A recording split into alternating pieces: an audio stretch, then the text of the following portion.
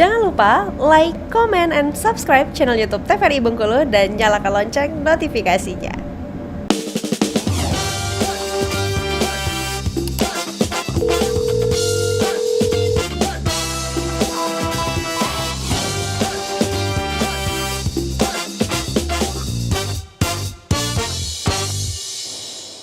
Baik pemirsa, terima kasih Anda kembali menyaksikan Dokter Kito hari ini dan kita berada di segmen terakhir. Dr. Nur, boleh langsung dilanjutkan dengan pemaparan materi. Oke, next. Oke, nah jadi ini tadi kalau dilihat dari yang slide ini kan kita sudah tahu bahwa ada tempatnya sebenarnya produk yang artinya baru launching ya, artinya baru dipopulerkan ini, tetapi tentu saja kita harus lihat lagi artinya per masing individu kebutuhannya, jangan sampai artinya cost efektifnya menjadi terlalu berlebihan apabila kita hanya artinya melihat dari satu produk saja. Ada kesimpulan yang artinya saran dari saya, artinya yang bisa kita ambil dari pembicaraan hari ini adalah kita harus mempertimbangkan alternatif yang lebih ekonomis dan dapat diakses untuk masyarakat luas. Jadi apabila misalnya kita yang berada di pesisir pantai, saya tetap menyarankan untuk mengajari dan membiasakan kita untuk makan ikan. Kecuali pada orang-orang yang membutuhkan asupan khusus karena mungkin kondisi kesehatannya sehingga dia mudah kenyang atau ada intoleransi dan lain sebagainya, sebelum artinya memutuskan apa yang digunakan, ada baiknya untuk konsultasi dengan ahli gizi. Kemudian yang lanjutannya adalah konsumsi protein yang rendah ini punya dampak negatif. Jadi jangan terlalu sedikit makan ikan dan kemudian konten dan juga artinya jenis-jenis artinya media untuk mempopulerkan makan protein ini cukup banyak. Jadi tolonglah kita mulai awareness-nya ditingkatkan berapa sebenarnya untuk harian pribadi makan protein yang diperlukan untuk diri pribadi masing-masing. Nah, penting untuk bagi pemangku kepentingan, terutama dari sektor pemerintahan, punya artinya kesadaran untuk kita terus mengedukasi masyarakat, menyuplai protein yang seimbang untuk makanan sehari-hari masyarakat Indonesia. Mungkin pesan dari saya, ya mungkin bisa menjadi take home message untuk semua orang. Betul. Tentu akan sangat bermanfaat ya dokter ya. Boleh kembali untuk duduk Dokter Nur. Tidak sampai di sini saja dokter, kita akan menjawab beberapa pertanyaan dari pemirsa di rumah nih untuk tema pada hari ini. Boleh ditampilkan di slide. Nah, dari Sophia Agnesta nih, apa perbedaan susu ikan dengan susu lainnya dokter? Mungkin karena masih kurangnya edukasi ya dokter ya, boleh langsung dijawab dokter. Jadi tadi sudah dijelaskan kalau susu sapi ini sebenarnya kan memang suatu mamalia yang menghasilkan susu. Susu ikan ini suatu analog protein, jadi dibuat yang mirip seperti susu, tetapi kalau dilihat dia memiliki tempat sebagai alternatif solusi di Indonesia dan juga untuk artinya diversifikasi makanan. Tinggal sekarang kita harus bertindak bijak. Melihat artinya secara cost-nya saat ini untuk susu ikan masih cukup mahal.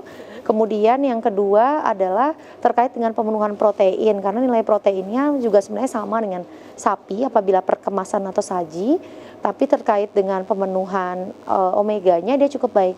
Tapi kita perlu ingat lagi, banyak sekali formula susu sapi yang sudah dikemas dengan tambahan EPA-DHA yang ditambahkan atau difortifikasi. Jadi intinya dok, itu bukan sebagai pengganti ya, tapi saling melengkapi. Saling melengkapi, betul. Tidak bisa dibedakan seperti itu ya dokter ya, yang mana yang lebih unggul, mana yang tidak unggul.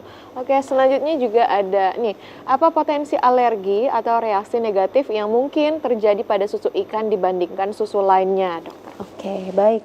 Terkait dengan potensi alergi, sebenarnya kalau misalkan lihat karena dia konsentrat yang terhidrolisat, protein ikannya ini sebenarnya kalau sudah komponennya hidrolisat, biasanya sudah dia minimally alergik gitu.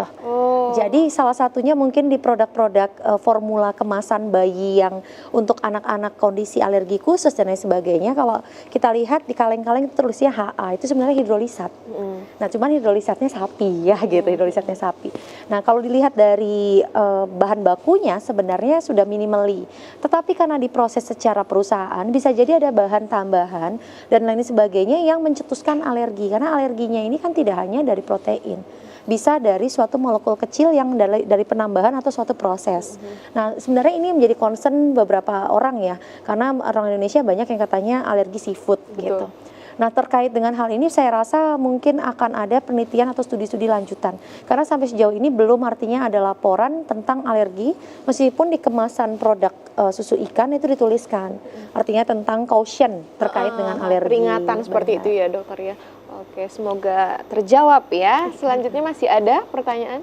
Oke, ini. Apakah susu ikan ini bisa menjadi salah satu pencegahan stunting? Nah, Iya, kalau menurut saya susu ikan bisa menjadi pencegahan stunting dengan dasar pemenuhan kalorinya dilihat dulu berapa untuk artinya individu yang mengalami stunting, kemudian berapa porsi yang artinya bisa ditambahkan dari susu ikannya dan proteinnya, kemudian dari makan tambahan yang lain.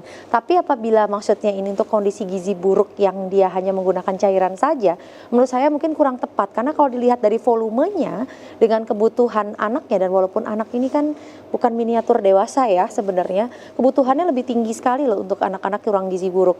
Volumenya biasanya akan membuat anak ini cepat kenyang, sedangkan kita sangat mengharapkan makanannya kecil tetapi isinya yang besar gitu. Jadi perlu dikaji lebih lanjut lagi, tetapi apakah ini bisa ditambahkan. Namun untuk anak-anak yang potensi alergi dan fase gizi buruknya berada di fase-fase tertentu, pertimbangkan dulu deh kita. Kita lihat dulu secara teorinya dan kondisi anaknya secara status klinis kesehatan. artinya memang harus ada kajian Iya, ulang ya dokter. betul, secara individu. Oke, baik. Oh, banyak sekali nih ya dokter. Atau mungkin boleh kita pilih beberapa pertanyaan yang mungkin belum sempat kita bahas nih dokter. Boleh dipilih dokter yang mana nih dokter? Nomor 1 kali ya. Oke. Nomor 1, nomor 2, oke lah. Oke, dalam konteks ketahanan pangan global, sejauh mana susu ikan dapat memenuhi kebutuhan gizi yang tidak tercukupi oleh susu hewani? Kalau menurut saya untuk ketahanan global, tapi kita kan berbicara kalau global itu dunia ya. Kita skop Indonesia dulu, nasional dulu ya Mbak ya kayaknya ya. Untuk skop nasional, karena orang kita lihat dari masyarakat kita konsumsi makanan ikan yang masih rendah, menurut saya ini bisa menjadi artinya tambahan. Tapi sejauh mana tentu kalau udah ada implementasi. Nah ini kan kita juga menunggu ya, artinya apakah ini akan masuk atau tidak akan ke dalam suatu program yang akan terjadi di Indonesia. Nah jadi kita akan mengevaluasi apabila sudah implementasi kalau menurut saya. Tetapi dia punya peran untuk membantu ketahanan pangan kita. Tetap harus ada kajian ulang lagi ya dokter ya. Tentunya itu harapan kita bersama.